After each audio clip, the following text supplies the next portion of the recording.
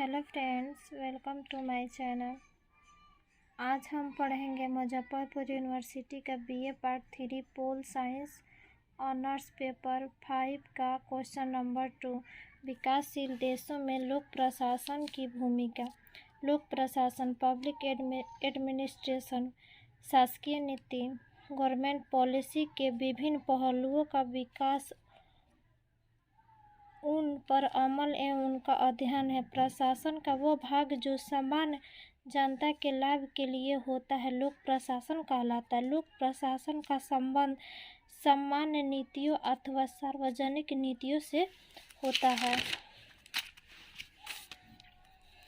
एक अनुशासन के रूप में इसका अर्थ वो जनसेवा है जिसे सरकार कहे जाने वाले व्यक्तियों का एक संगठन करता है। इसका प्रमुख उद्देश्य और अस्तित्व का आधार सेवा है। इस प्रकार की सेवा उठाने के लिए सरकार को जन का वित्तीय बोझ, करों और महसूलों के रूप में राजस्व वसूल कर संसाधन जुटाने पड़ते हैं, जिनकी कुछ आय है उनसे कुछ लेकर सेवाओं के माध्यम से उसका समतापूर्ण वितरण करना इसका उद्देश्य है।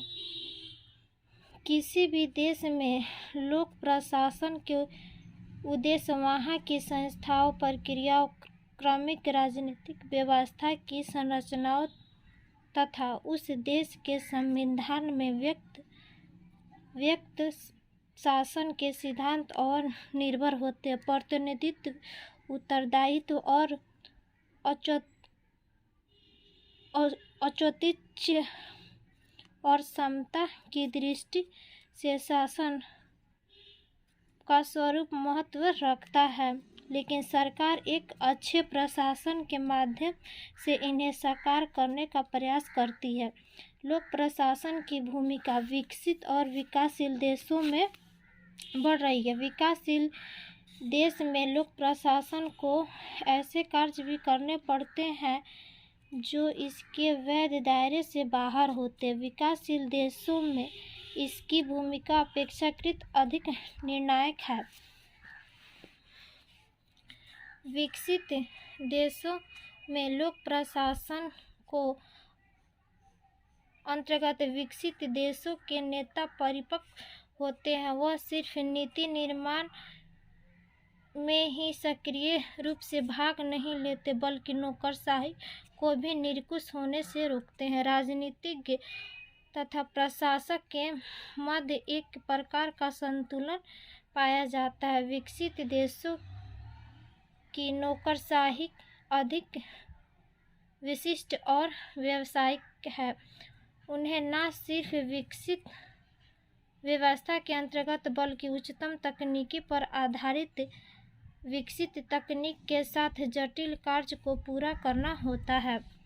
इस प्रकार नौकरशाही व्यावसायिक योग्यता के साथ साथ विशिष्टता की वृद्धि लोक सेवा में करती है। सामाजिक और आर्थिक क्षेत्र में योगदान के अतिरिक्त विकासशील देशों में लोक प्रशासन की मूल विशेषता इसका विकासोन्मुखी होना है।